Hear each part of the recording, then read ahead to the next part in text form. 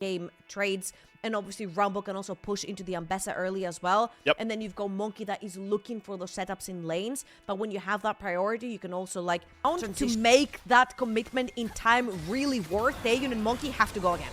Oh, they're going again, but the snare lands onto Taeyun. Good flash away from Xiaoya to get around for the turret. He has the turret aggro to pick up the kill. One more auto short. Xiaoya completely outplays the dive and hits the Q on the stack. Because Vampire died right then. Senna gets a kill. They had to further commit into this dive that ended up in a disaster. Xiaoya, might get one here.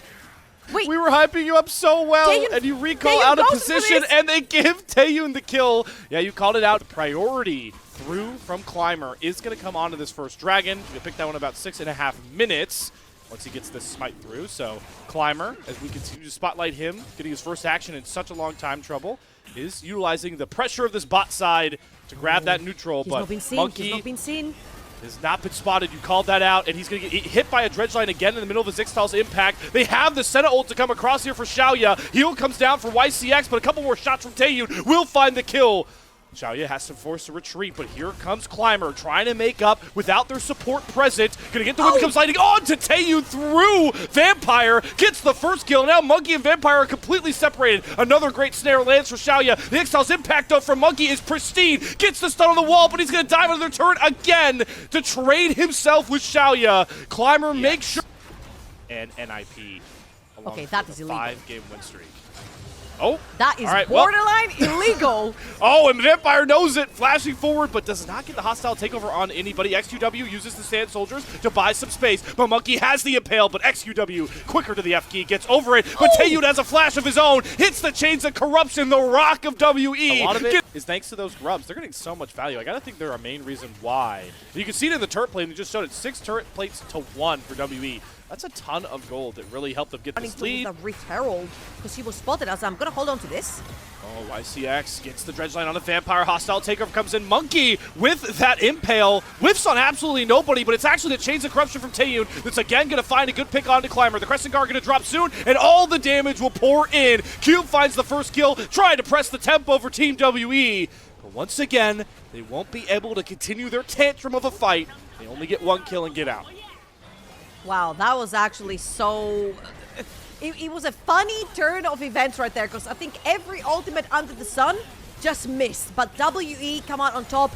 I was just about to say, Cube resetting down the bot lane and threatening walk into that Herald. Got WE that win over there, but Cube actually reset and hold up because Monkey's looking There's one ult that wasn't used, Trouble. It's the Equalizer that gets XQW cut down to size, and they don't care about those bot waves and everything Sasa's doing because they're knocking down the mid lane. Piercing Arrow gonna set up the kill onto YCX, but he takes one with him. Karis dragged down by the WE straight towards the Dragon. It will be the 3rd one for LGD, and Monkey's already in. These guys are just all about fighting. That's the cleanse out of Xiaoya. Monkey waiting for an Impale angle. They have to be wary of XQW off to the side. They're starting to get flanked here. The Dragon drops below about 3,000. Another great weave as well from Karis. And Monkey's flashing over it to hit the Impale. He holds Climber in space and still spikes the Dragon down. You put Climber in, he's still not enough for the might of Monkey. Start hitting hard with the ricochet damage.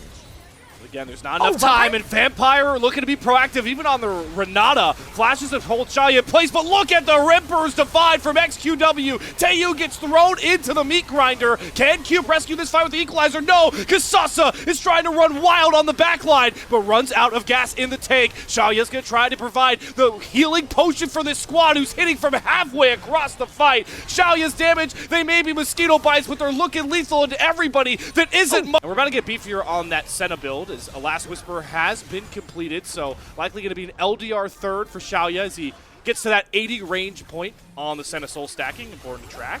Ooh, handshake. Ooh. Hey, good. Dredge land there from YCX. The flash forward for Monkey, though. Just like that, the snap engage and the hostile takeover. It's absolutely marvelous. Down go the LGD bottom lane. Monkey with a fantastic engage right there. Catchy Xiaoya with the tip of the ult. Xiaoya had flash. I was just about to say, remember the whole skirmish that we saw earlier? Xiaoya didn't even have to flash or cleanse. He has his summoners available. He did get skill check right there from Monkey. Doesn't press his flash on time. Gets stunned by the Skarner ult. Taken down, and now LGD. Climber a little bit too far forward. Yeah, they're too late to this play. XQW tries to TP in. Starting to get that lethal tempo stacking a bit, but Some very good patience here from WE. They actually decide against a fight for once, knowing they already won. They've got Otacon. They've got control of this bottom river, with Xiaoya still yet to respawn. Now just gets back out on the map. Taeyun's trying to burn through this Cloud Drake to see if they can get it done before all of LGD group up together and make the push into the river. But there goes the Dragon. Now WE, they can try and scatter, but they do pick off Cube. Great dredge line comes through for YCX, and now Sasa gets to run wild on these solo lanes, just like the Ambessa needs to. So the Dragon and the Otacon come at a bit of a price there, Trouble. Yeah, and they should lose their mid lane tower for that as well. Unfortunately, there isn't necessarily a wave right there, but still they're going to need to reset from the Team WE. So Senna's pushing down that wave. There should be a mid lane tower for LGD right here. This is not the cleanest game we're seeing. You very rarely see Otacon go down and then you don't cash it out. And then you go straight towards that Dragon. Neutral objective to neutral objective when you haven't aced. Both bottom lane ultimates, 2 of them out for LGD. If Monkey can heal up, you're feeling pretty confident about that from World Elite.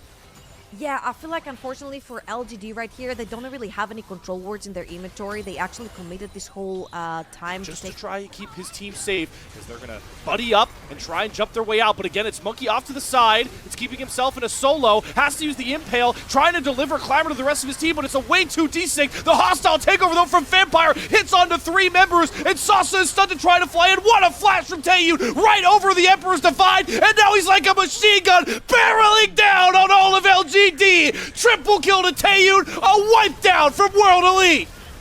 WE, I'm not gonna lie to you, that looked so grim. That was Xiaoya's time to shine. They were all stuck in a choke point, but they kept overcommitting one by one. But in a game, Trouble, where we already saw a bit of over-aggression from Vampire, you know, the Vampire of early on in Split 2, right? Just throwing caution to the wind. That was the staple Vampire fight. They've gotten so many people hyped about this player, calling it such a big turnaround for him in this split.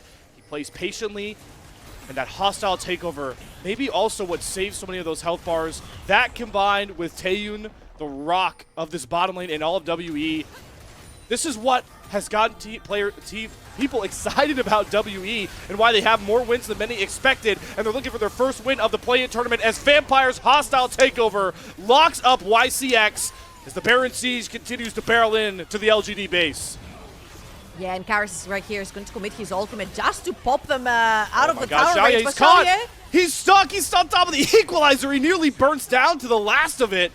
But that's going to force him back to base. It should mean the base soon to be broken open by these Baroned up cannon minions. I'm just going to say he has Spheres of Steel, because I can't say anything else, because he did have Flash, but he didn't commit onto it, and Monkey and crew are just charging in with the last ticks of the Baron buff right there. 1 minute remaining, very close to the 4th item as well. Can't they make it before the game is over? He's also reaching 120 on the soul stacking, so by this point, once he gets that IE done as the 4th item, he really should have a ton of crit chance, if not near 100%, I have to feel, with the new stacking system for the souls. Trying to get control of this bot wave. XUW's poured a lot of attention in there. He's going to recall now. They're going to sacrifice more structures for that bot lane push. Down goes the mid inhibitor turret alongside its inhibitor as well. So 2 waves of supers coming through here. And if you thought Trouble, if we were worried about Monkey's aggressive diving in the early game on a Skarner, I mean, he's so tanky. Are we even worried anymore? Okay, I'll give you the positives here, all right?